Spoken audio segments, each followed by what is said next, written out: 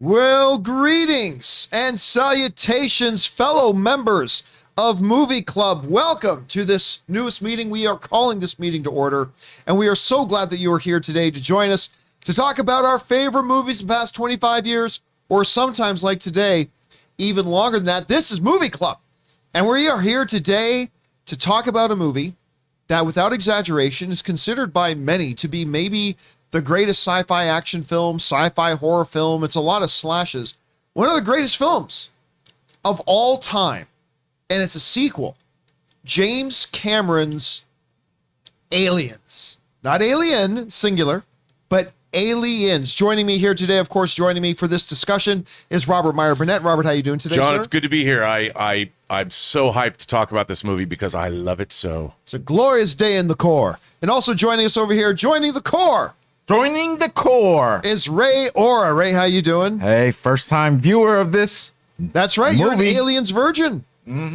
Seeing Aliens for the first time. And guys, this is what we are going to do today. We're going to sit here and we're going to talk about Aliens for the first half of this. And then we're going to throw it open to you guys and hear from you about your thoughts, observations, theories, criticisms, whatever about Aliens yourselves. Simply use the super chat feature in the YouTube chat and we will go and read those off once we get through the opening part of the show. And it's good to have all you guys here as we talk about this. So, Rob, I mean, you and I, having seen Aliens many times for years, we know the excitement you get. As a movie fan, the excitement that you get when you hear the term Aliens. Ray, on the other hand, had never watched it until last night when he watched it on ad-infested Tubi. But still, Tubi in the stretch format. in a stretched wrong format. But still, so Rob, when you think about Aliens, what are the first things that come to your mind? Well, one of the first things, I've heard this story over the years, and I think it's true. I don't know if it's apocryphal, but of course, James Cameron was coming off of the great success of the relatively, well, it was only like $4.5 million of Terminator in 1984. And he had worked on a lot of other films for Roger Corman, like Escape from New York and Galaxy of Terror, working on visual effects. And he got a meeting at Fox, and he was pitching this movie to Fox executives. And rumor has it, or whether it's not a rumor, it actually happened, he either wrote on a chalkboard or a whiteboard when he went into his pitch. He just wrote the word alien, paused, and then wrote an S at the end and put 2 slashes through the S, turning the S into dollar signs. and that was how he pitched the movie. And I love that idea. I love that James Cameron did that. But I have to tell you, John, I mean, this movie came out 7 years after the original Alien. And Cameron was red hot at the time. And Terminator, of course, I had gone into Terminator not knowing what it was. It was Arnold was coming off of Conan, and you're wondering, is this going to be any good? Like, it's Arnold Schwarzenegger. That movie kicked so much unholy ass that when I walked out of that film, I'm like, oh my God, who is James Cameron and what's he going to do again? And audaciously, he goes on to make this as his third film, if you include Piranha 2: The Spawning, which he sort of disowns. But I remember going to this. I went to an early screening, John, and it was in Seattle, and it was actually at our Cinerama theater, and everybody was kind of like, well, what? Alien was already such a classic. How good is this movie going to be? And I remember walking out into the afternoon sun, and I was just like, that probably was one of the greatest times I've ever spent in a theater. I mean, I was quivering with just delight that this movie was, not only is this one of the great, if not the greatest sci-fi action film ever made, it's also one of the greatest sequels ever made. That was entirely different from the first movie in terms of tone. I mean, Alien was sort of a gothic horror film, horror monster movie set in space. This was a war film. This was almost like the LV-426 was Vietnam, and our Marines, our cocky, swaggering Marines, had no idea what they were walking into. Is this a straight-up fight, sir, or is this another bug hunt? I really love that setup. The setup of them, not knowing what they're going into. And does anybody else feel like that was where Starship Troopers got originated. That's somewhere I can't remember who directed Starship Troopers, heard that line and said, we can make an entire movie about that. Well, I mean, that was Starship Troopers was based on a book. Oh, yeah. And Cameron, I'm sure he was taking stuff right out of Heinlein going, but John, it was so interesting because this movie, like the first film, it's an extension of Ripley's story. Even though you've got this great cast of actors, I mean, my God, does Cameron know how to cast? But it's still, at its core, it's Ripley's story, and she's always the focus, and you're watching it from her point of view. And, it starts out, in a way, the setup, she's been drifting in space. It's been 57 years. 57 years. Dude, what'd you think about that? Like, when you first saw it, did that shock you? Like, I know you haven't seen Alien. I know, but when they mentioned they're like 57 years, I was like, holy crap, she's been up there. I mean, she could you have like died. to sleep, dude. Yeah, well, that would be the ultimate, the most refreshing sleep. The most refreshing. No. But when they found her, because I haven't seen Alien, like you said. So when they found her, I had a bunch of questions, but it was all answered right when she woke up in the hospital. Everything, even that nightmare she had was creepy too. I don't like seeing anything pop out of anyone's stomach. I mean, like that way or through their But chest. now that you've seen this movie, you've probably seen 100 other movies or TV shows spoof that. Absolutely, right? Now you absolutely. know exactly where it came from. Absolutely. By the way, I wanted to bring this up about Aliens, which is, it truly is a sequel that is a true sequel. It's absolutely a sequel. 100% it's a sequel, continues on the story of Ripley, blah, blah, blah. But you don't even have to know the first one exists. Right. Like if you had never even heard of Alien and you just saw, this movie Aliens, you got Sigourney Weaver on the cover there. Great Pop lead. it in, watch it. What's that? Great lead. Yeah, great lead. She's so good in this. And you can just pop it on watch, and you would be forgiven if you watched the whole thing and still had no idea that this was a sequel. Because James Cameron does such a good job in this movie. Because I'll tell you, I watched Aliens before I ever saw Alien. And James Cameron does such a good job in this movie of summing up the first movie like that I never once felt like I'm out of the know or I don't know what's going on. Yep.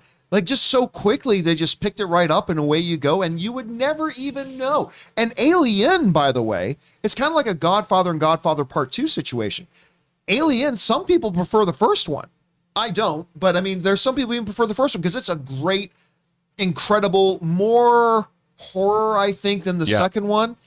But it's terrific the way it's done, and I think that's a real genius part of what Cameron brought to this, is making it in such a way that you could just jump right on board. Yeah, and one of the things I love about both of these movies is there's this undercurrent of capitalism and corporations are bad.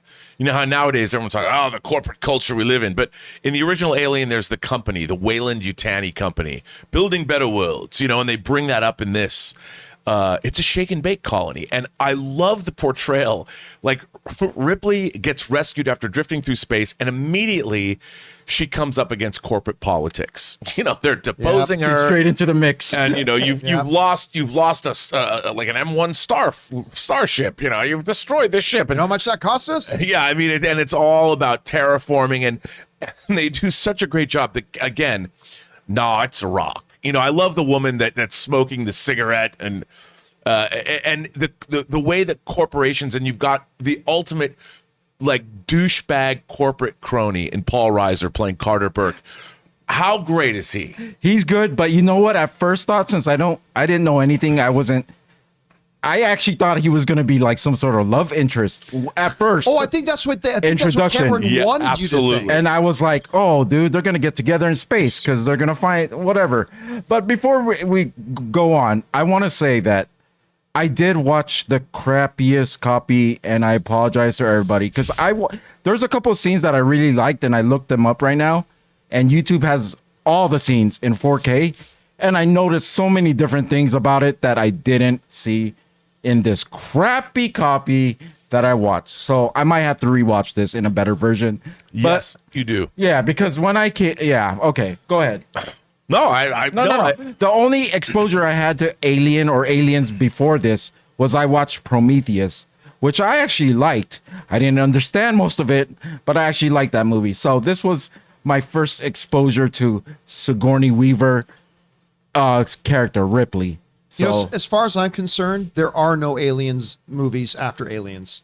I mean, not Prometheus, not Covenant, not 3, not 4. I mean, the series ends right at Aliens. that was related to this franchise, right? Prometheus. yeah. Am I You're not crazy. Okay. Yeah, it is. But anyway, Okay. So we get this thing. They set it up. She's now out of her hypersleep. She finds out, what the hell? By the way, what am I forgetting? What happened to the alien ship in Alien? Well, it's okay. In the Aliens Director's Edition, the extended version, you see it again. You see it's on the planet Right, that but they the go director's to. editions aren't the real editions. So for everybody who saw the movie, what happened? Because I don't remember the end of Alien, them blowing up the ship or anything. They didn't. They left it there. Yeah. So how did this is the one thing that does go through my mind is like, how did they create a colony there and they didn't know there was this big alien ship there? So Well- what's in the director's edition? Well, in the director's edition, there's a lot of editions, but there's two major editions that change the focus of the movie. One, you find out that Sigourney Weaver had a daughter named Amy, who grew old and died while she was in hypersleep, and she was supposed to be home for her 11th birthday, and she never showed up, and so Amy was at least 67 when she died. So you find that out, which makes her maternal instincts more. hence her instant attachment to Newt a little bit later in the And film. after she gives her deposition to the corporate cronies, it cuts to the planet, to LV-426, and there's a long sequence where you see the colony that they go to in the movie, but it's full of people, it's full of children, it's full of families, and the company had sent a grid reference for these homesteaders to go check out, and they go check out where that derelict ship is, and sure enough, it's Newt's mom and dad. So it's Newt, her little brother, Timmy, I think is his name. Timmy's his name. Timmy's name, and the parents, and mom and dad go into the derelict ship from the first Alien. And when they come back, and Newt and her brother are like waiting in this transport, in this like Jeep they have. And then the mother comes back, and the father, Newt's dad, has a face hugger sucker on it. Okay. and that's all you see of the colony. Now, it's debatable in the versions of the movie. There's a lot of people that prefer the theatrical version because there's the mystery. Like, you never know really what happened to the colony. You don't see it, even though it was shot and they put it back in the film. But you can debate that. But in Aliens, the derelict ship had like been broken in two. So apparently nobody went out and surveyed that area of the planet and never found that derelict ship. But that's what led to everything the happening. other thing about that would have been that kind of ruins the introduction of Newt in the movie. Yeah. Because when she comes firing out and you don't know what, because that's a great little jump scare they have, and you don't know what it is, and then you see it's a little girl who survived here. I mean, that opening sounds really interesting, but it would have taken away from that moment. Does. That's And probably why Cameron cut it. People always, in the theatrical version, people always say that. There's a lot of people that are staunch supporters of the theatrical. And when she does show up, I love the line. What does she say about Newt? She's survived here with no weapons and no training. What's put longer her than in that. charge? Yeah, why are we putting her in charge? By the way, since you brought it up, obviously Sigourney Weaver, Michael Biehn, the guy who probably was born to play Cyclops, never did in X-Men movies. Right. But Bill Paxton. Dude, come on. Game over, man. I mean, he is one of the great characters in sci-fi movies ever, because we've all known that guy. We've all known a Hudson, right? We've all known him. That guy who's like smarky and whatever, And with but all he's the actually bravado. kind of with all the bravado You think and he's whatever. gonna just be that, and he's just a fucking coward. Yeah, but at the same, I liked there were points in the movie, like when they remind us that he's still a Marine, Right? Like when Ripley is saying, "Hey, look, we need a schematic of this and blah blah blah," and he pulls himself together. So, all right, I'm on it. Like he reminds himself, yes, he's still a Marine. So I love that because I think a lot of lesser filmmakers would have just made that character just a jelly spined, like nothing. But as it comes back, he's still, oh, you want some? And he's still like, dude, he's still a Marine, even though. And he goes out like a hero. Yes, and he goes out like a hero. As almost all of them do. Well, you brings up a good point. Cameron cast, so here we see this sort of this Ripley is a sad sack. We, the audience, if you've seen the first Alien, know what she's been through. And yet this corporate grinder has basically spit her out, and she's now working the docks. And in a great introduction, as you pointed out, Ray, the power loaders, the what could have been the exoskeleton. I mean, she's introduced. It's a great setup and callback from a screenwriting point of view. And then she's having these nightmares, and Burke says, "We want you to go back." And she's like, "I am not going back. I'm never going to do it." But the nightmares continue, and she feels like she has to. So it cuts to, once she agrees to go back, it just cuts to the Sulaco. No waste, no time. Boom, you're in space, approaching LV-426. And when you meet the Marines, the whole movie changes. Yeah. It turns into this awesome, kick-ass, these guys, rah, America, but they're multinational, and all of the Marines in this movie, they're all great. Some of them get more screen time than others. They all have distinct personalities. Yeah, and that's hard to do. And Cameron kind of gives every one of them their moment. You just kick ass, Yeah. Vasquez, and even Hudson, the jokes. Has anyone ever mistaken you for a man?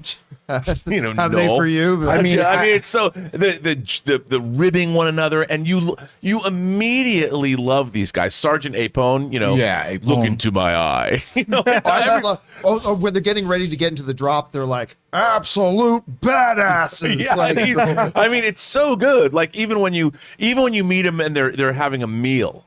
And they're ribbing each other. Then Bishop, do the thing with the knife. Oh, that's so good. And it's so, That's when I was in grade school too. I used to do that because I saw that in the movie. I would, not with knives, but I would do it with a pencil or a pen and all that kind of stuff. I totally got into doing that. I mean, that movie. You love those guys. You don't want, and girls. You don't want any. And how cool was that? Talk about progressive. You have men and women on equal footing in this military. And the Vasquez lady seemed to be the toughest out of all of them. Oh yeah.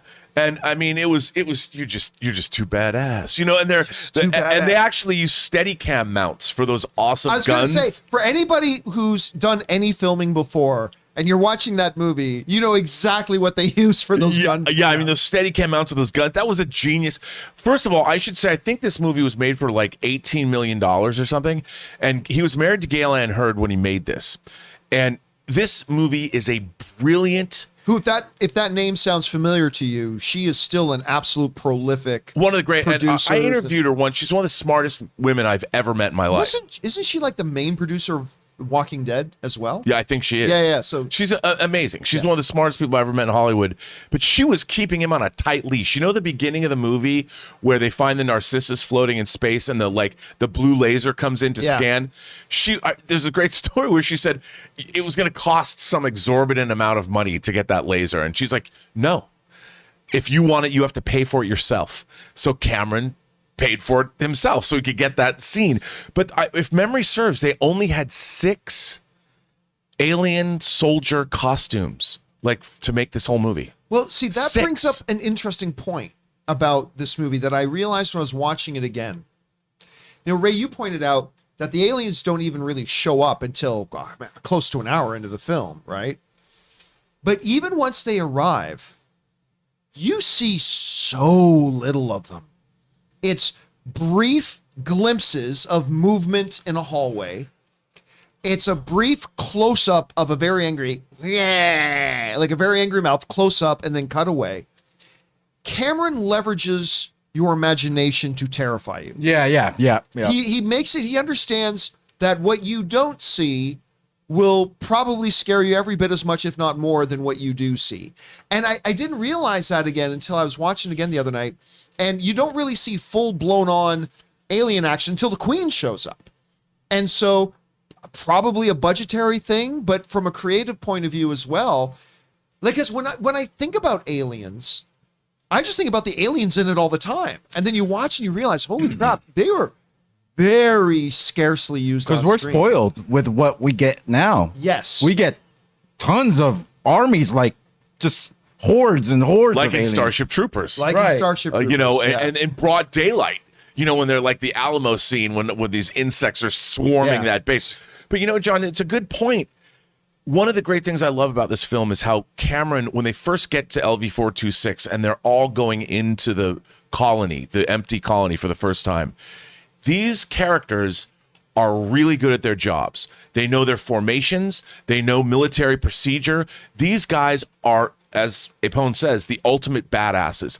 These guys are formidable, and Cameron is showing how good they are at their jobs as they break into two teams and assault the base. They go in, and when you look around, he does such a good job where we know as viewers, if you've seen Alien, that there's dripping metal. You know that there was some assault. Like, it wasn't just one. It's called Aliens, but when they go in there for the first time, the tension gets so. I remember seeing this for the first time, and I was like, I was so tense. My sphincter was clenched so tight. I was like, oh my God. Like, it was so, why are they in there? Like, because they don't know what's coming. Oh, that was another great part of it. Just the narrow hallways. Oh, yeah, the darkness. Even though they're a squad, it's like really just one man could be front, right? There always had to be a lead. I got to give a shout out. Hold on real quick.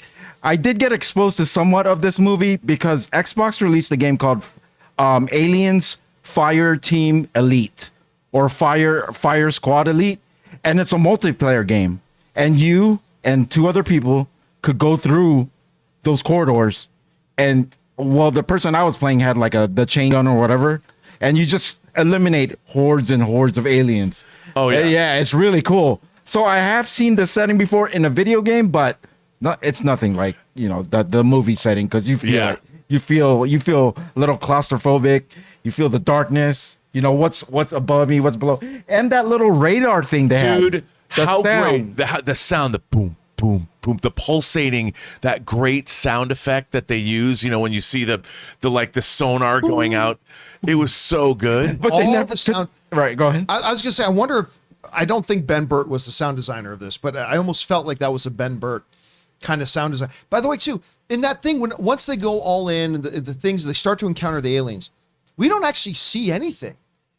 Like, all we hear is the chaos, and we see some things from the monitor's point of view and the control, and we just hear a lot of screaming and gunfire. And it's it's like you're looking at combat, like what we look on TV in the 60s, combat photography. It's so, you don't know, you can't tell. And they're looking at, I love the fact that you've got their commander. Well, how many drops is this for you, Lieutenant? Oh, yeah. 37. Yeah. Simulated. How many combat drops? 2, including this one. And then you hear Hudson go, oh, man. I mean, it's so, all this setup. And then I love how Cameron introduces the aliens in the same fashion they're introduced in the first movie, where the first aliens you see are the face huggers. In the hospital, like the face huggers, they've taken off people's bodies that are in the containers, and they read the medical charts, and we know what's happening. But Cameron uses our knowledge of the life cycle of these creatures against us, because every time he introduces something, it just creates more and more and more tension, because these poor Marines have no idea what they're about to find themselves up against. And we do. And I love how Cameron directs the movie in such a way where the audience is like, you guys don't know what we want to, like, almost rip through the screen and go, you guys, let me tell you what's happening here. You don't know what's going to happen to you. I mean, that tension is so well crafted. It's just amazing. Can I point out one other thing too? This is just a personal thing, because I was a big StarCraft player. Played a lot of StarCraft. I always knew when I was playing StarCraft and the dropships would come in, and you would give a unit a command to move, you'd hear, in the pipe, 5x5. It's like, why do I know that? Like, why do I know that? And then I'm watching Aliens, and again, it's like, that's where it came from. I was like so excited to realize that that's where it came from. That's totally the sound clip from it. I also like the ship, like the way it looked on the moon. They're on some sort of moon, right? Yeah, they're on LV-426, yeah. I like that, the atmosphere of this whole place. It's exactly like, like a place that I would never go to with any group. But kudos to anyone who would. It's dark. It's different, because like they were just on, I guess, Earth. Was Ripley in a hospital on Earth or on a? She was on a ship. Gateway Station. Gateway Station, yeah. Right. I love the atmospheric change that they had when they're encounter or visiting this this colony that was Shake and bake colony. Yeah. that was what would we call it? It was a terraforming colony. Yeah, okay. They were, and we make those too, by the way. Carter Burke's like, yeah, those engines that are spewing atmosphere, we make those too. Like he's never stopped being the corporate dude, the Weyland-Yutani dude. So then we get into, though, the things like Cameron doesn't just make great monsters, right? The interpersonal relationships, the dynamics between all the different characters work so great. Rob, you were already alluding to like the great dynamic between the Marines themselves, but then they very organically and very naturally start to build, let's face it, a kind of a romantic bond between Hicks and Ripley, Michael Biehn and Sigourney Weaver, that totally felt completely natural. It's like she impressed him, he impressed her, get on that. Like one of the sexiest, most romantic scenes in any movie ever was when he's showing her how to operate the gun. Oh, It's like, I can hear myself. Oh, I can see that. Like, that was awesome. That was beautifully done. And so obviously they did the dynamic between Ripley and Newt perfectly well, because that never felt forced to me. You just felt like she would naturally, like, I just found this child, I need to protect this child. Did we bring up Newt yet? How they found her? Did we talk Yeah, we about talked about that a little bit. Oh, yeah. Earlier. Right. Well, When that she was first another- passed by, I thought it was an alien. Right. Well, that was the I was like, idea, I think. I think that was the idea. Was Absolutely. supposed to feel that way. Another thing you got to talk about too is that Ripley is one of the great heroes. I want to say heroine, but she's just one of the great heroes of all of cinema. In all of cinema history. I mean, she survived the Nostromo in the first movie. She's never compromised. And eventually she once again ascends to a leadership position where her strength and her clear thinking and her action, they never shy away from the fact that she still maintains her femininity. Yep. But, her power, her actual power comes from the feminine motherly instinct, which we see played off against the alien queen and her, of course, at the end of the movie, where you have these two mothers who wind up being the strongest forces on the planet, where it's two mothers come down to protect the lives of a faux daughter and their total offspring. And I love that about this movie. I also, like to build on that, it's like she's totally not made for this, but she adapts to what comes She at steps her. up. And like that's a great point. Like the motherly instinct, I couldn't have put in it better. When you're protecting something you love, you would do things that you never thought you would do, and you see that in this. Yeah, this no, movie. absolutely. And I have to say, John, the design work, Oh, it's great. from the drop ships to the APC that they drive in with, Even down to the hallways. I mean, everything. these movies that were made in England, Alien was, this was, Star Wars was, those sets, the design work. I mean, it all felt real, even though it's future worlds or places that never are going to exist. There was just something about that design aesthetic from the late 70s to the early or late 80s that they were doing in Britain has never been duplicated in movies. And the reality of this, even though this movie has a much bigger scope than the original Aliens, and there's a lot of a little bit dated looking effects because there's a lot of miniature and model work. I like it because it all fits with the movie, but the design work of all this, it feels military. They're dropships. They feel like helicopters in Vietnam, even though they're not. And the APCs, but then the whole terraforming base. I mean, God, I wish I could see a movie that was designed as well as this was now. Can we go over the ambush, the first ambush of the Marines? When they go down, they find the very first encounter. Yeah, they find the people there. The alien that came off the wall. I was telling Rob, that was awesome. Yeah, I mean, that's another. You go in there, and what Cameron does is he's always expanding the alien mythology. And when you go in there, somebody says it's secreted resin, and I think Secreted from what? Yeah, secreted, right? And one of those great. And then you see how, like, we haven't seen in the first movie this giant secreted. I mean, there's a huge nest that you can walk into, and suddenly we're seeing something new. So if your audience, you've seen Alien, but if you haven't, you wouldn't know. But if you have, you're like, oh, this is much more bigger and terrifying And than worse. the first movie. Much worse. And much worse. And these guys, again, I mean, before this happens, you as a viewer are going, just don't go in there, man. Don't do it. The choice of what he made for that when that alien came off the wall, instead of it just jumping at that, but with it sticking, moving its leg out Slides first, like sneaky, was so effective on me. I almost got shivers down my spine just because it's like, It felt more reptilian Yes. than classic monster, because they more hissed than roared. Right. They didn't roar. It's something visceral and terrifying about And that. the movement, how it kind of starts slow and then goes and throws the Yeah. guy back, and you're like, oh. And then that whole sequence is a masterpiece of action horror. I mean, right. And with the helmet and stuff she had on, no wonder she didn't hear that alien behind her. There's no way you would have heard anything. So Saw it the got pilot. the one that the alien first got, the one that got off the wall, and then he lifted the person. Oh up. no, yeah, down the Yeah, like I'm just saying with them like intercoming with each other, there's no way they would have heard, because it was like moves so we can hear it. smooth. We can hear it because we could see it. Yeah. But if we're turned around, that thing is getting us too. I mean, that whole scene, that is a really long, protracted action Oh sequence. yeah, where again we don't actually see much, but it feels like you're experiencing everything and the chaos of it and the horror of it. Our first losses too. Yeah, and the first loss is the movie. By the way, I want to make sure we at least touch for a second on Bishop. Lance Hendrickson playing Bishop, Dude.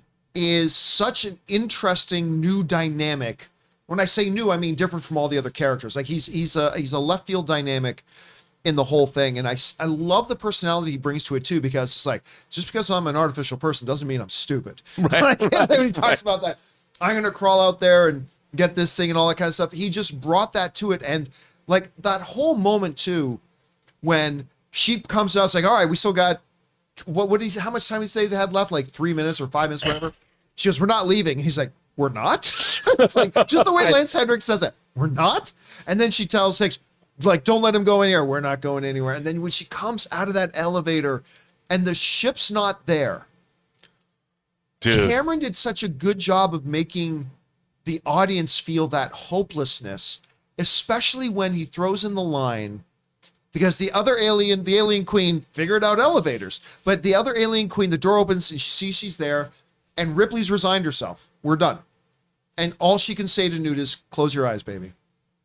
Like that, there's like the hopelessness of that whole moment when she says it, just close your eyes, baby. Like the world is blowing up around them. She's standing there. Their lifeboat is gone. Like that was likened unto Han Solo with the Millennium Falcon coming out at the last second at the end of the first Star Wars, with Bishop coming back in. It's like, hey, sorry, I had to go. The platform was coming unstable. But you know what, John? You know what you bring up? What I love what Cameron did with Bishop is we know that Ash from Alien turned out to be bad. And you're waiting for Bishop to turn out to be bad. He set him up as being this really nice guy, and that dynamic, the flipping the script dynamic, he did the same thing in Terminator 2 by making the T-800 good, the good Arnold. Well, he did it first with Bishop, and even when we ain't going anywhere, when Ripley shows up, you're like, Bishop turns out to be a bad guy. You're thinking that he screwed me. Because you've been Paul Reiser. Yeah, you've been waiting for him to turn. And when the dropship comes back and there's the James Horner scores, blares out, you ta-da! And it's such a great, cheering moment. I like Bishop so much. He ended up being like my favorite character in the movie for some reason. He didn't get a lot of screen time when stuff was going down, but I like that character a lot. But he does have one of the scariest, when he gets in that tunnel and starts crawling through the tunnel. He Shawshank Redemption did? Yeah, and the camera's right on his face, and it's pulling back for a really long time. I remember seeing that in the theater for the first time. Just cringe. That'll give you claustrophobia. Yeah, because there's nowhere to go. Like there's an alien so in there. Snug in there. By the way, man. Todd in the live chat brings up a great point. It's like when Rob and I chuckle at people who doubt that Avatar 2 is either A, going to be any good, or B, have any success. The reason we chuckle is not just that Avatar is the biggest film of all time.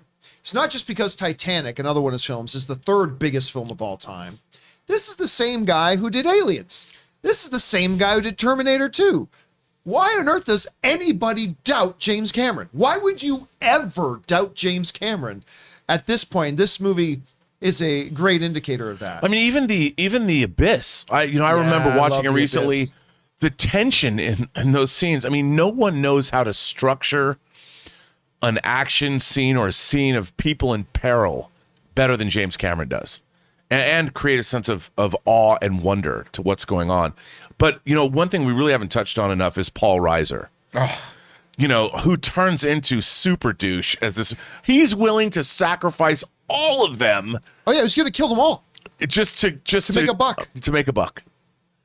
I mean, and the idea of the corporation again, like an Alien, crew expendable. Same thing here. The corporation, Weyland-Yutani, to get this aliens, weapons, technology, or whatever they're going to use the aliens to do, God knows what, genetic experiments. But he's one of the great super douches in all of cinema history. Paul Reiser's performance. Why don't we build a fire? Sing a couple of songs. He's so great. And then when he's caught, when Ripley's and explains what he was doing, this is crazy. It's pathetic, really. It's pathetic. It's pathetic. I'm so happy that he didn't prolong that mystery of him being a jerk. As soon as he, like Ripley said, it was Burke. That was it. There was no more. I hate when stuff gets dragged out where the audience knows, and you're like, come on, just figure it out already so we could get over the. They got rid of that right away. And I love when she reveals it, Hudson is now totally on her side. Good. He's realized that I will follow this woman anywhere. This woman has proved her mettle. What's so great is they're at first, looks like Snow White. She doesn't like the cornbread. Hey, Mira, who's Snow White? Apparently she saw an alien once. I mean, it's so good. But once she's proven her mettle, especially when she drives the APC in and gets out the remaining troops, there is no more problem. She earns all of their respect. She is a warrior, perhaps the best of the warriors. They just don't know it. And it's so great when the grudging respect is given to her immediately when she proves her mettle. I love this. I really like that part of something that you're mentioning right now is when, what was that guy's name who was giving the orders? And he wasn't, she was trying to tell him to, the lieutenant, when he realizes that and he has he's bandaged. And he comes out of the corridor and he's like, he's about to apologize. And Ripley's like, forget it. Why can't just we all be like that? Just like, I know you're wrong. You don't need to apologize. Let's just move forward and get stuff done. We don't have time for all these platitudes. And I feel like, modern science fiction now, there's so much about talking about your feelings or whatever. There's none of that in this movie because these people are all professionals. They know, and once the shit goes down, their professionalism kicks in, and they're shown as being incredibly competent. But as competent as they are, they've never faced a force like these alien creatures, and they're out of their depth. Yeah, and you still respect them all. They never sacrifice the integrity of this team. They're all trying to do their best work, but they're just overwhelmed by a superior force, and they're never compromised. And I love that about this movie. And so we're at the point where now they all know, or whoever's left of them, and knows what they're up against. They've seen it. Everything that she said, that no one believed her. Now it's real. So now we get to. Except Aliens 3 then ruins the ending of Aliens. It just makes what they did inexplicable and unforgivable.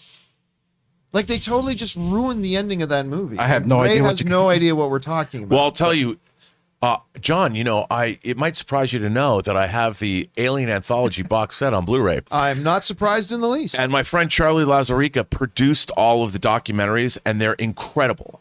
And the documentary on the making of Alien 3 is one of the great documentaries about how a movie can go so awry. And, David Fincher directed that movie, and he disowns it, basically. Oh, it wasn't James Cameron on Alien 3? No, he didn't do 3. Oh, okay. Well, but anyway. It's one of the greatest audience betrayals in human history. Okay, maybe I'll just skip that one. But that's why I said earlier, for me, all Alien movies ended at Aliens. To me, that's where it ended. None of the rest of it exists. Period. End of sentence. Moving on. Listen, speaking of moving on, we could sit here and talk about Aliens for the rest of the day. However, we do have to hear from our other fellow movie club members here who've been writing in to ask some stuff. So let's get over there right now. And we're going to start things off here with Storm Trader, who writes, "This is a great sequel, though I prefer Alien 1979 myself. James Cameron is a master artist. Also, will you do Inglourious Bastards, Bring on the Filthy?" At some point, we will do Inglourious Bastards, because that, I think, is my favorite Quentin Tarantino movie at some point. Yeah, listen, I totally get the appeal. You know what? Alien to Aliens is much likened unto Terminator to Terminator 2. One is, the original one is a bit darker, a little bit more somber, a little bit more into the horror element. Then the second one, more action, more adventure, more all that kind of stuff kind of piled in. So they kind of do replicate themselves. But the original Alien is fantastic. It really is. But I just personally find myself preferring Aliens more. Which way do you lean on that, Rob?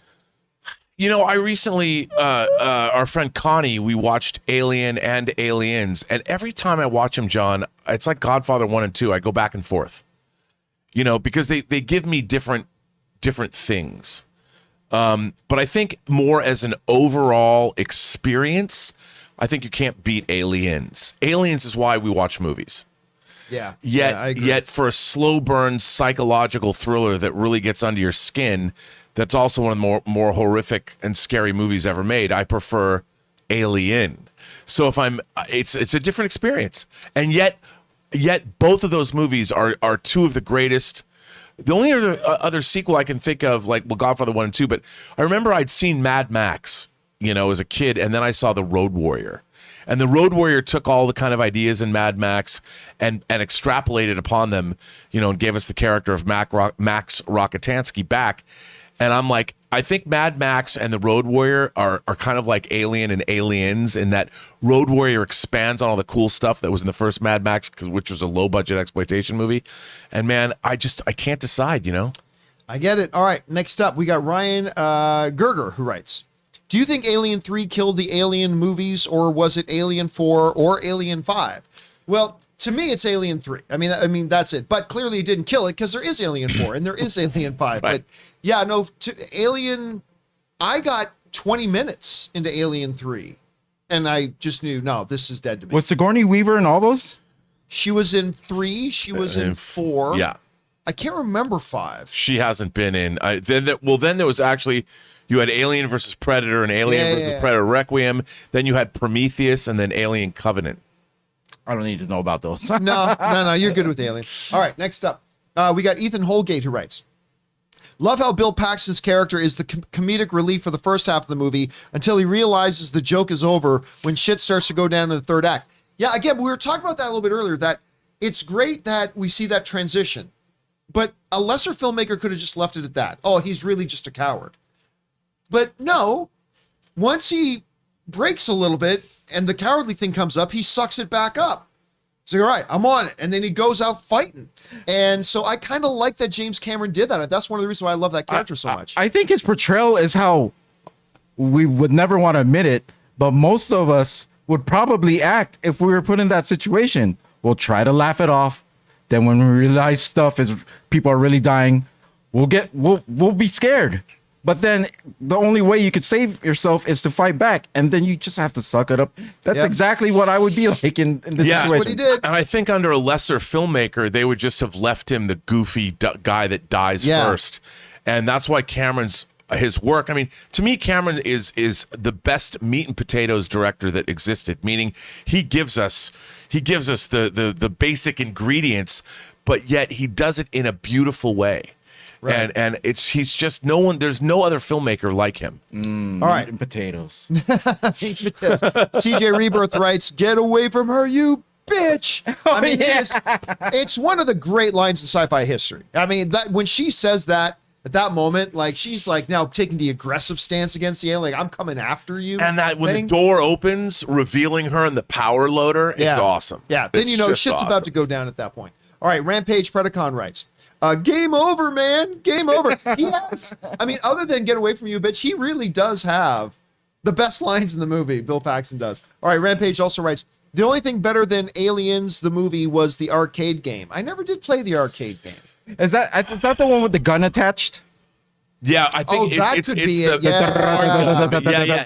and it rattled. Yeah. That Okay. could be it. That could be it. You know what? This whole time I didn't know this Bill Paxton, the Independence Day president. No. That's Bill Pullman. That's Oh, Pullman. Bill. Oh, okay, sorry.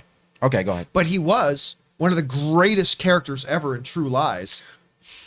I'm pathetic. I got a tiny dick. I mean, his in True Lies, he's so good. All right. Anyway, next up, City of Swift writes.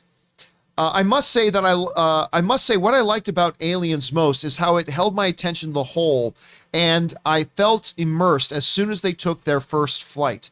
I mean, everything about this movie, like, it captivates you right from the beginning of this ship floating in space. And then all of a sudden something finds it. It's a little bit like the Bourne Identity. Like, he's just this guy floating in the middle of the ocean and just a ship happens to come across it. I mean, I loved it. And then it changes pace. You were pointing this out earlier, Rob. It changes pace. It changes levels. It becomes different things at different moments in the movie, and it always has you completely on board with it. All right. Moda Awesome writes. So now I know what Peter Parker was referring to when him and Tony blew Ebony Maw out the spaceship. Loved Aliens. Thanks to all you guys too. You know, we talked a lot about Godfather being the best example of this in movie history, of watching somebody watch The Godfather for the first time, and all of a sudden now they get every movie they've ever seen. Right. To a smaller degree, Aliens is like that too. There's a lot of things that really take root in Aliens that then a lot of other movies have used through the years. It's referenced a lot. Oh, like yeah, every now and then referenced it's all the time. referenced on like sitcoms or everything. So It's a huge part of pop culture icon. All right. Ryan Lawner writes, an underappreciated moment. The music from the first film returns when the Queen goes after Ripley. Oh, I didn't even notice that. The implication being that she's now the same vulnerable position she was in that film. What do you think about that? I think it's great. I mean, yeah. I mean, and the end of the movie does kind of echo what happened. But I like that. You know, I mean, decompression's the only way you can get rid of an alien. It's have it sucked out into space, Well, man. space. You can't actually destroy him, so just plop him somewhere. you know, one of my favorite things about doing this in general, is when Movie club? or just movie club or any of these shows, and when we get an opinion from the fans, and it's something that I actually I learned something, like the Winning Time Norm Nixon's son and all that stuff, and that's great. I love it. All right. Next up, we got Raymond Verada, who writes, one thing constant in all alien movies, cornbread. Is that true? Yeah. Is it? Yeah. I've never even thought about it. Oh my God, cornbread is like my favorite side item. I guess you don't like the cornbread either. Oh yeah, that was a good line. Great line. All right. Next up, Harv's K writes, Aliens' influence was especially great on video games. That's true. Every sci-fi first-person shooter like Doom or Halo owes a debt to this film's aesthetic. I Definitely. They're totally not agree. wrong. Totally agree. Even that ship in the beginning, it reminded me of a Halo ship where they dropped in on or dropped. And all of that's from Aliens. Yeah, it's awesome. You know, and there's a little, even Starship Troopers borrowed that stuff. You know, and they have the drop ships too. I mean, totally. I totally saw Halo the whole time I was watching this. Yeah. Yeah, Oh, yeah. absolutely. Well pointed out, Harps. All right, next up, we got Ryan Launer, who writes, one of two. Paul Reiser doesn't get enough credit for this role. In the early scenes, he has to be so likable that you believe Ripley wouldn't just automatically distrust a company man like she does Bishop, and then make a natural switch to his true personality. He pulls it off perfectly. They convince you that they're going to be romantically involved. He's there for her. I got your back, blah, blah. And like when she There when calls she him in the wakes middle up. of the night, Yeah. Ripley, you know, he's looking, and you think that he's a sympathetic voice. You know, And he's one of the worst kind of villains, the ones who does not believe he's a villain. tell me you're going back to destroy them. Yeah, just tell to me bring, one thing. Not Yep. to bring back. Not to study Not to them, study, not not to to bring whatever, back. to wipe them out. That's the plan. Liar. You have my word on What a that. son of a bitch. All right. Next up, Mr. 47 writes, we need a 4K UHD of this movie, damn it. Does, Rob would be the one to know. Does one such exist? I mean, there might be a 4K transfer. It's not on disc yet. The first Alien is, and it's beautiful, but this is not. So maybe the YouTube clips I was watching was a lie. All I know, it does Well, they look might better. have done it for TV or something, but they have not put it out on physical media. And you know, on physical media, we have not got Blu-rays. Well, we have not got 4Ks of Aliens, The Abyss, True Lies, Yeah. or Strange Days in Solaris, which is 2 movies that they produced. It's so weird. All right, next up, Raymond Verada writes, I love the dropship, pulse rifle, and big smart gun. All the technology, and even frickin' Batman's tumbler. Whatever, like, I mean, come on, I'm not the only one who looks at their car and think tumbler. 100%, 100%. Like, Tumblr totally took some design influences from this. Like, all the design stuff looks so great in it. All right, next up, Harfs K writes, the 1991 special edition Laserdisc was one of the earliest known director's cuts released and was such a revelation. Which version do you guys prefer? Look, for me, it's the answer is obvious. I don't even watch most director's editions. Right. Because that's not the movie. The movie is the thing that got released.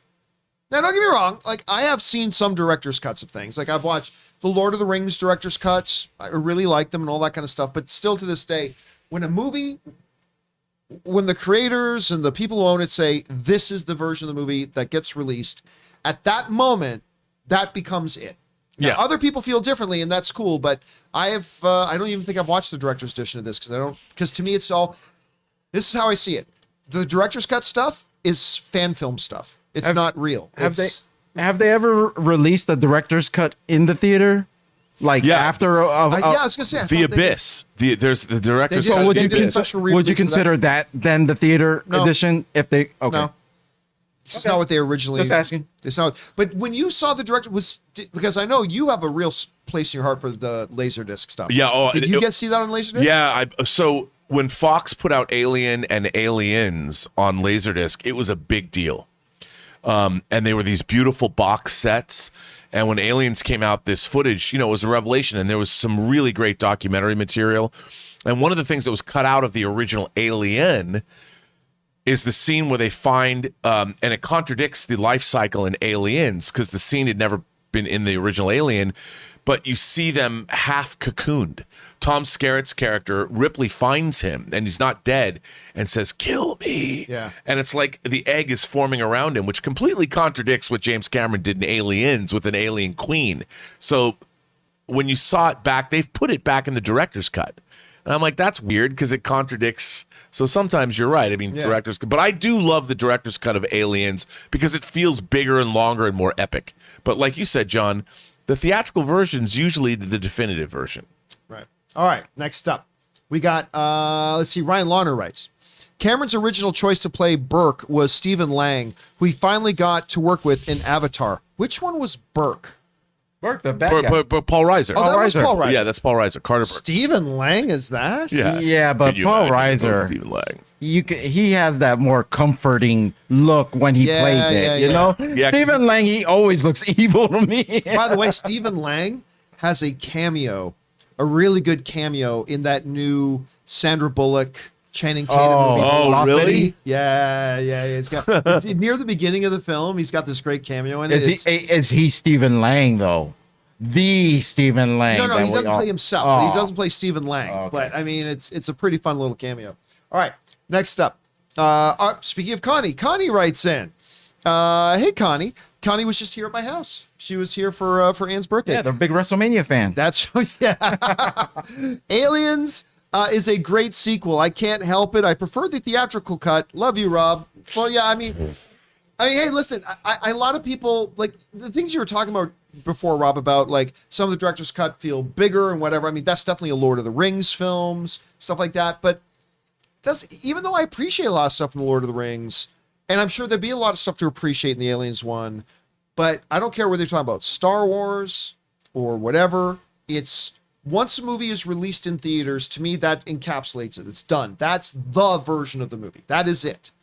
And everything else becomes fan fiction, even if there is some pretty cool stuff in it, because there's some damn good stuff in the Lord of the Rings extended stuff. I mean, but those are different in the sense that those extended versions are kind of the real versions of the movies, but he had to contractually deliver shorter versions. But I will say this. I think I prefer, I like the extended editions, but I do think I prefer the theatrical Return of the King more because some of the stuff they have in the extended edition, some of it's like an hour longer. Oh, it's like 4 hours long. It's kind of crazy. All right. Thank you for that, Connie. All right, next up, Johnny Weiner writes, game over, man. Game over. Get away from her, you betch. I mean, it's just some great lines in this thing, like it's all so the way good. through. All right. Big D Studios writes, sorry for the confusion of my submission earlier. I remember he put in that big parter. I could only fit in so many letters in the super chat. Thanks so much for answering my question. Your show is my therapy. Well, thank you so much for that, Big D. And no need to apologize, man. We appreciate it. That's courteous of you anyway. It's good to have you here. All right. Annabelle Roman writes, my all-time favorite sci-fi horror creature movie, stream appreciated. You all rock hard. Oh, well, thank you so much. Like, seriously, I love doing movie club. I mean, number one, it just gives us an excuse to go back and watch these great movies again, and then just to sit down, because, you know, doing the John Campea Show and everything, where we talk about a movie for 5 or 10 minutes, and we got to move and talk about something else. It's just, we get to get in here and just really soak in it. We just get to talk about a movie that we love so much and just kind of revel in it, and I really dig that. So thanks so much for that, and I'll appreciate that, man. All right, next up.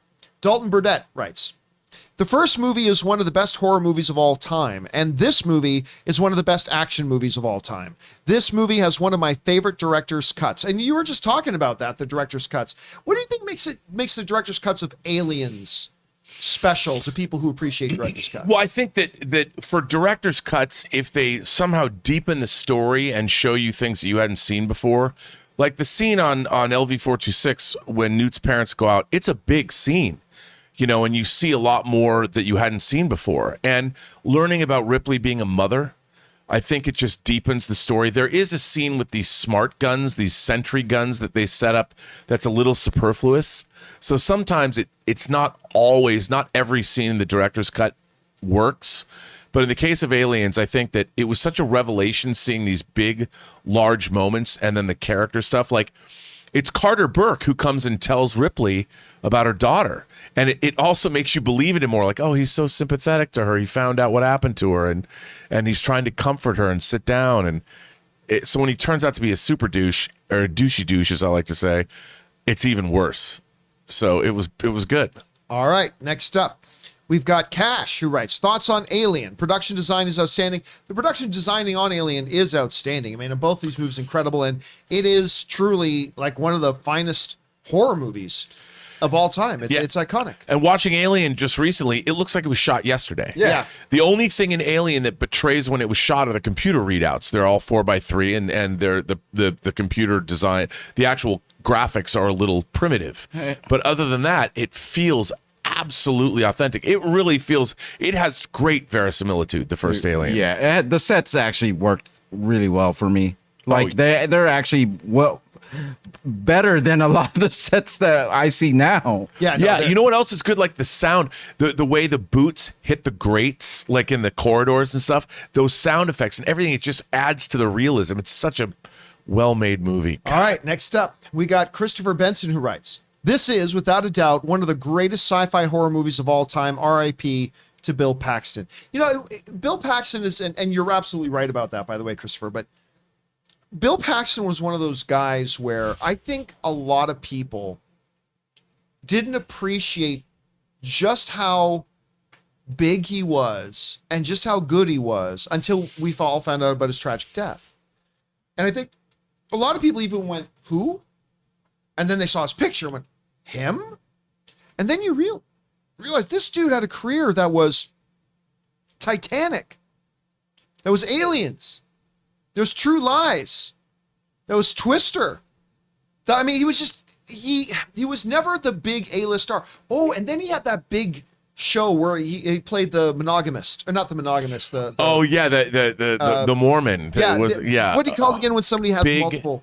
Big Love? Yes, that's what it's called, Big Love. Yeah, so he had that too. It's not monogamous, it's the opposite of monogamous. And by the way, polygamist. I think, bar none, the best Bill Paxton performance is in a movie that came out right after Aliens that has, it reteamed him with Lance Henriksen and Jeanette Goldstein. It's the vampire movie Near Dark that Catherine Bigelow directed, where he plays Severin von Sickle. And he is the greatest finger licking good. He's probably my favorite screen vampire of all time. I know who he is now. He's the Weird Science. Yes. Oh, yeah, he was the brother. That's right. Yep. Yeah, okay. He played that character so well. All right. The Moon writes in. Hey, all. Big fan of movie talk. Thanks so much. Is there somewhere we can find a schedule of upcoming movie talks so we can watch ahead of time? You probably mean movie club, not movie talks. No, because generally speaking, we don't know. We usually decide a day or two after a movie club what the next one is going to be. But I think I have decided on this. I think we're going to do another movie club next week. And then I think we are going to do the 3 Lord of the Rings movies after that. I mean, I wanted to wait to do the Lord of the Rings, but we're now 8, 9. This is our 9th episode. Is it really? Yeah, this is like our 9th episode of Movie Club. So, we'll see about that. But I think we're going to do one more next week. I'm playing with the idea of doing Captain America Civil War next week, but maybe it'll be another one. But then after that, I can tell you the next 3 after that will be the 3 Lord of the Rings films. But we will build towards getting a schedule. We don't have a schedule right now, unfortunately. All right, next up. We got Christopher Benson who writes, James Cameron doesn't get enough credit for his creativity. He designed the power loader, the dropship, the Sulco, the APC, and the Pulse Rifle. Well, I mean, it shouldn't be surprising to a lot of people because he does, like, even when you look at Titanic, Avatar, he did a lot of the designing himself. Yeah, like, he's a great artist. Del Toro are like that. Yeah, and he comes out of visual effects too. Like, again, Escape from New York, Galaxy of Terror. Cameron has a great background for that. All right, next up, we've got, where are we at? Black Rice 19, who writes, I liked Weaver in the first Alien, but Ripley becomes iconic in Aliens. Wasn't she nominated for Best Actress? A rarity for this type of genre. I didn't even realize that. She was nominated for Best Actress. For Aliens. No, for Alien or Aliens? Aliens. Oh my goodness. Good on her. I'm glad she did. Thanks for pointing that out, Black Rice 19. I did not actually She know shows that. great range in this movie. Oh yeah, she absolutely Through her does. emotions. It's crazy. Yeah. All right, let's see. Next up, Ryan Lohner writes, it's literally halfway through the movie when the aliens first show up, but you don't feel that at all because the first half is just so fun on its own. That's the thing. We were talking about that a little bit earlier. This movie is just constantly changing levels. So by the time you get to the aliens, you don't realize you're halfway through the movie because it's just moved at such a great pace and there's always something happening in every scene that you go through. Well, and remember at the beginning, there's the dream sequence where the chest burster comes out of her chest. And at first, when you're watching it, it feels like it's not a dream, that maybe it is happening. And James Cameron's music in that sequence, when that with that clanging and stuff, And she's the like, cat. oh, And the cat. Oh, it's great. Yeah, the cat's hissing. Oh, yes. Jones the cat. All right, we keep going here. Next up, we've got, that was Ryan. Mickey Bell writes, says like a $23 super chat. Thank you, Mickey Bell, for supporting us on that level, dude. Hey, crew. I adore Aliens. Legit one of my favorite movies. So quotable. So excited. I'm seeing Alien and Aliens at a cinema in London that shows old movies. I have never seen them on the big screen. And you know what, Mickey? I'm totally, totally jealous. I have also never seen either of those films on the big screen. We need something like that over here. Yeah, I mean, I've never seen... I mean, I was too young when Aliens came out to see it on the... I don't think I would have been allowed to go see that. Oh, but my grandmother had passed away. So my grandfather would take us out on the weekends, and my sister and I are like, because no one would take me to see Alien. My grandfather's like, what do you kids want to do?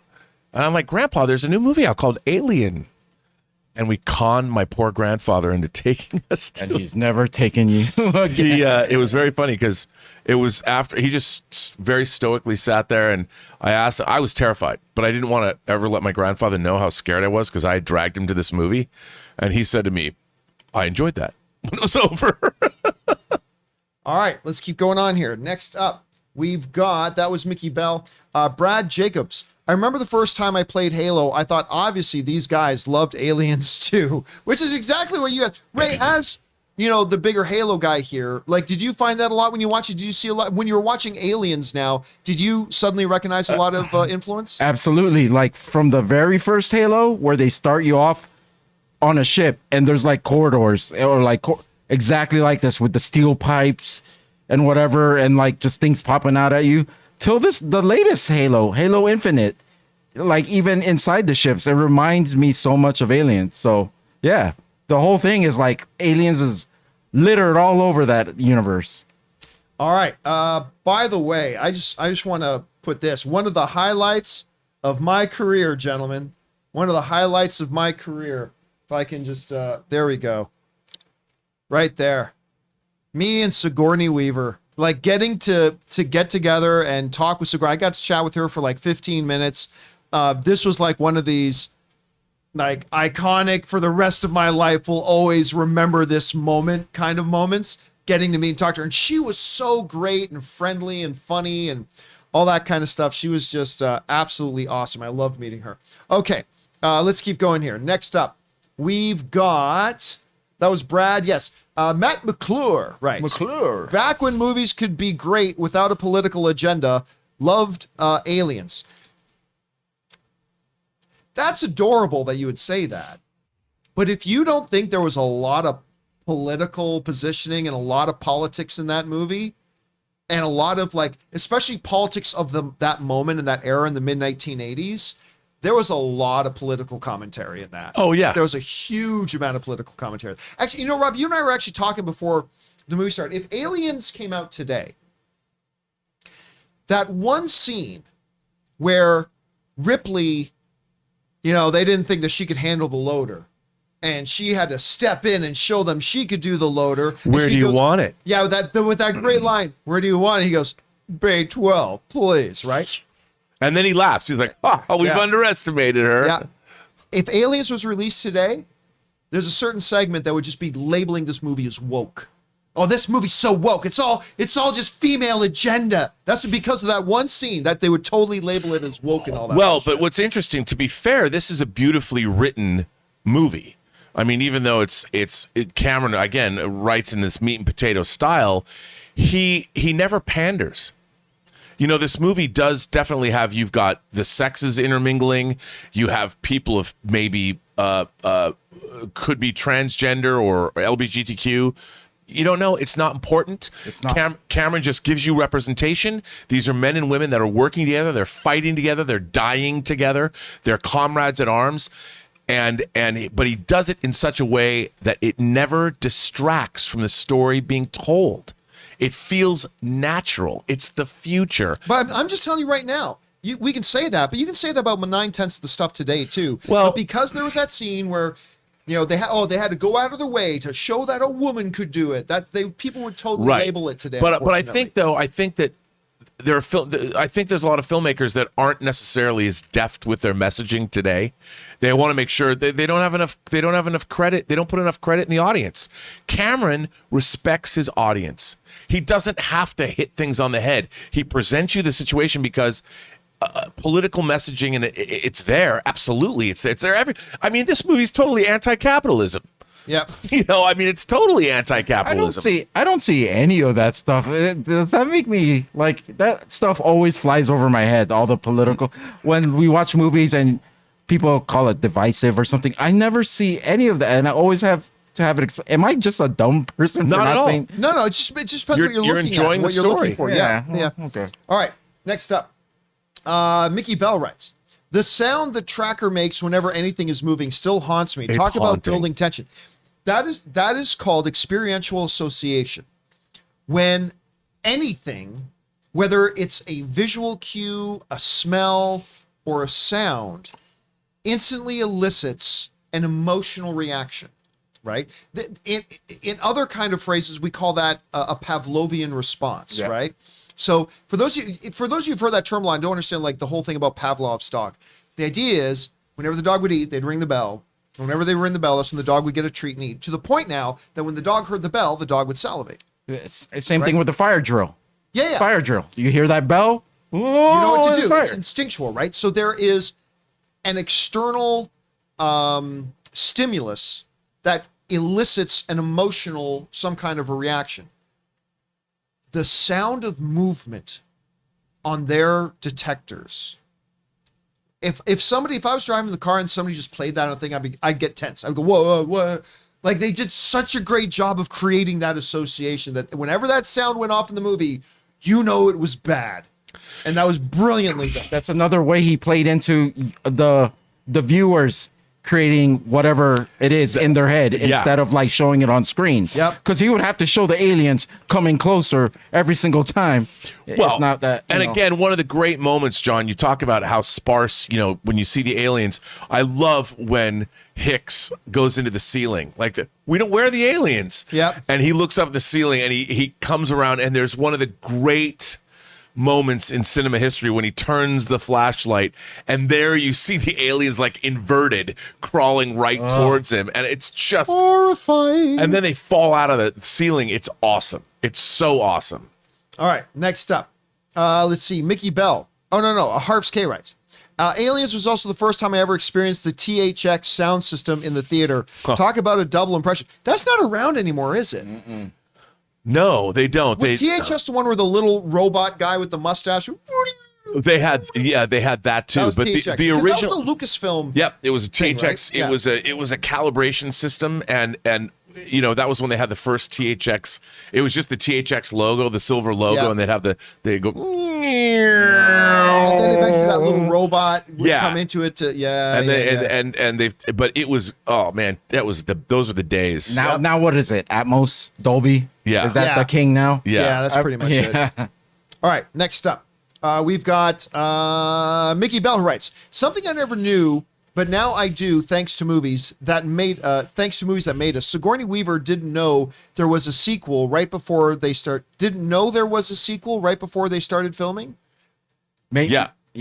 She didn't know what she was doing, like what. Yeah, because apparently they didn't contact her. But there wasn't a sequel before they started filming. No, but I mean that James Cameron had written a movie that brought Ripley back. She didn't know. They didn't tell her until the very late in the game. Before they started filming this movie. Okay, but she knew before she showed up on set. Yes. Oh, okay. Yes. Okay, Yeah. Okay, now I see what they're saying. All right. By the way, the movies that made us, go check that out. It's really good. Thanks for bringing that up, Toys Nikki. that made us too. Empire Fan 1980 writes, I didn't grow up when Alien came out, and I just watched it for the first time, and I found it boring. I have the same problems with Jaws. Well, I mean, here's the thing, Empire Fan. That's the nature of movies. Movies are subjective. Like, the impact that a movie will have on us is connected to 1,000 different variables about each of us as individuals. And that movie might happen and hit you in one way and hit another person another way. And if those movies don't click for you, there's nothing wrong with that. That's just how movies work. They're art. Art hits us in certain ways and in different ways. And if that's the way it worked for you, you're not missing out on anything. All right. Blackjack Hooligan writes, Rob, where's the 4K for this film? As much as I love this film, the Blu-ray is very, very grainy, and I could definitely benefit from a 4K remaster. I mean, I don't know. I mean, I watched it on Amazon last night. It wasn't grainy for me. Well, yeah. The thing is, the way this movie shot and a lot of the opticals too, it is very dark too. Yeah, it is a pretty grainy movie, but that was the way it was shot. And what we don't want is you don't want it remastered in 4K and to have all the grain, the actual grain structure scrubbed away, because when they do that, they're actually blurring the image. So think about it like this: the grain that you see was supposed to be there. That was the way it was done originally. Rob, you've been monitoring Blu-rays and 4K releases a lot. Like, I could trust you. Has the time passed for this to get a 4K? Would have been out by now, or do you think there's still a chance? That's a good question. Over or under? I think there's still a chance. I mean, Cameron has been busy. He hasn't approved that. They haven't even released a decent 4K of Terminator 2. The versions that have come out have been just awful. There apparently is a great master, but Cameron has been so busy doing Avatar and other things, he hasn't looked at the 4K master of The Abyss.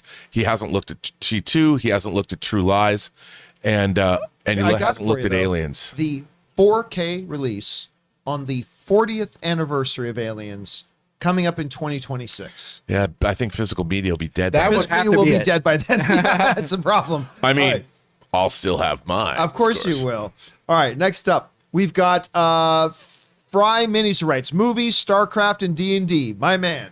Yeah, I'm kind of into all those things. Man, I haven't played StarCraft in a while. I seriously, I mean, I never played StarCraft as much as I played World of Warcraft. And again, now that I know the connections between StarCraft and Aliens. But I mean, I played a lot of StarCraft. And I always played I mean, I always played kind of the same way too. Well, not always. I got to it at some point. At any rate, play some StarCraft. That shouldn't be your headline on your dating profile. What's that, man? I played a lot of StarCraft. No. Movies, D&D, And StarCraft. Ready to go. And World of Warcraft. All right. Big D Studios writes, they don't make great sci-fi horror films anymore, let alone like Aliens. Cameron did a great job. I hope Avatar 2 ends up being good. Well, maybe not sci-fi action, but I would propose to you a movie that's not all that old. A tremendous, maybe my favorite, like Aliens is probably my favorite sci-fi action, but I think my favorite sci-fi horror is probably Slither. James Gunn's Slither, man. Look, all due respect to Guardians of the Galaxy and his Suicide Squad, but Slither to me is still his best film. I love that movie. So, but yeah, TC run. All right. Thanks for that, Big D. Next up, Edmontonian writes, I wish they had included the deleted scene about Ripley's daughter. It would have made the connection between her and Newt more meaningful. That's true. I don't feel like I missed it. Like, I never felt like, wait a minute, why does she like this little girl so much? Like, I never felt that in the movie at all. So it became one of those things where could it have been nice? Maybe. But the movie moved faster and was tighter without it. And I never felt like we missed it. You know what? I have to say, I agree with you. The thing about that scene is Sigourney Weaver is great in it. When she breaks down, I promised I'd be back for her birthday, her 11th birthday. Her performance is unbelievable. And that's why I think it works. The movie doesn't need it. But one of the things that I thought was revelatory when I saw that scene for the first time on Laserdisc was you feel so bad because in the original Alien, you have no idea she's a mother. And that was another thing James Cameron did. Like, normally I don't like these wholesale changes to characters. But in Alien, there was no reason for her to be talking about she was a mother. So in this movie, it totally felt natural. Yeah, I agree. All right. Last couple ones here. We got Mickey Bell who writes, had the chance to meet the actor who played Drake at a Star Trek convention last year and got him to do a video to a friend saying his iconic line, "You just too bad."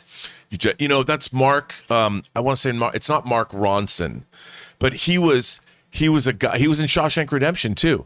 He's shown up in a lot of. That's right. Yeah, he was at the beginning. There he is, by the way. I brought him up on screen there. He's so good. He's such a great actor. And his demise, one of the more painful ones. Yeah. Getting splashed. No one wants to get a splash to the face. No. But you especially don't want a splash to the face. Yeah, no. With alien acid. Don't want that. All right.